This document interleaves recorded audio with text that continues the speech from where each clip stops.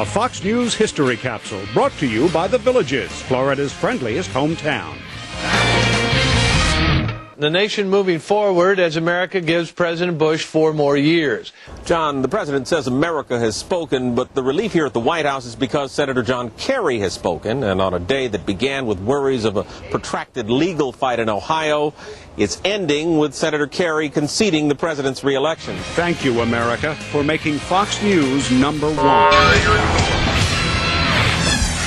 Thank you, Jane. Well, as we just mentioned, U.S. intelligence says that there is actually radioactivity in the air samples that confirms that North Korea did conduct a nuclear test last week. In the meantime, Secretary of State Condoleezza Rice is heading to Asia this week to help deal with the North Korean crisis. And over the weekend, Senator John Kerry appeared on Fox News Sunday with Chris Wallace, and he blamed President Bush for the North Korean menace. Take a look.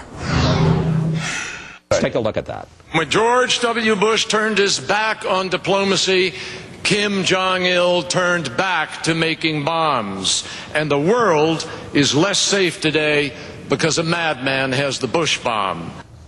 The Bush bomb? Yes. I mean, don't you really think you should blame this on Kim Jong-il, not President Bush?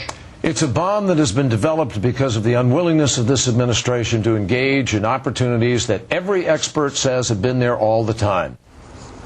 All right, well, let's see what our A-list has to say about all that. Cody Willard is back today. He's a hedge fund manager and columnist for the Financial Times and TheStreet.com. Natasha Lapino-Geresi is a criminal defense attorney. And Joel Mowbray is here. He's a syndicated columnist and the author of Dangerous Diplomacy. And today's wild card, we're thrilled to have in the house with us Jody Applegate, who, of course, you all know is the host of Fox's Good Day New York. And as the wild card, Jody, you get a free pass. You can interrupt. You can cut anybody off you want. You can jump in whenever you like. Can I take this and use it in the rest of my life? Exactly. Or can I only spend it here? No, actually, it goes to this table. But what you do in the rest of your life, you'll have to fend for yourself. Okay.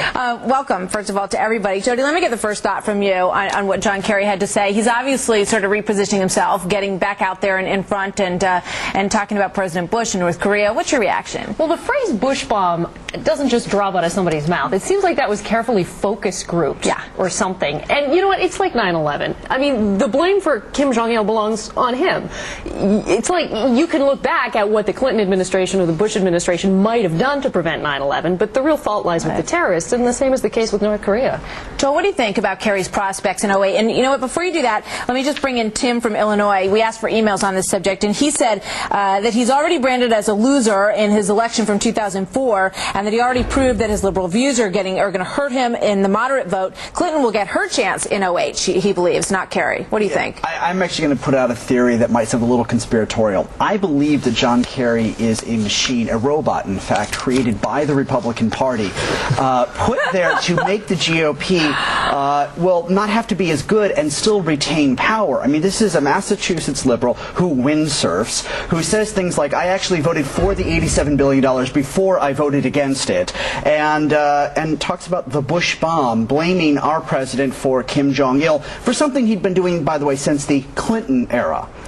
Natasha, you know, there's a lot of speculation about 08 for Democrats. Mark Warner just dropped out of the race last week. Hillary Clinton, of course, always gets the most attention. But do you think John Kerry is a viable candidate? Do you want to see him get back out there? No, I don't. I don't. I think that once was enough, and I think there should be some new blood. The Democrats really need to find someone else. But, you know, when I was listening to this and I was reading what he said yesterday, you know, I really would like to blame Bush for what's going on in North Korea, but you really can't 100%. But the misguided war in Iraq, I think, does create a lot of problems with our power in the world, and if nations want to follow our lead with sanctions. But you can't. Whether you like John Kerry or not, where was this bolder John Kerry back when it might have mattered? You know? He was pulling all his punches. I know. He's saying, you know, the Bush administration is tolerating what's going on in North Korea. He's talking in terms of, you know, he's talking like a real tough guy at this point. But, you know, that wasn't the language that he was speaking back then. Who is John Kerry anyway? They thought he was a movie star. Wasn't he in a good movie this summer or something? I don't. But seriously, I mean, you know, he's been emboldened. He caught a lot of momentum off of his whole greenhouse movement thing, and that's great, you know. And so now he's trying to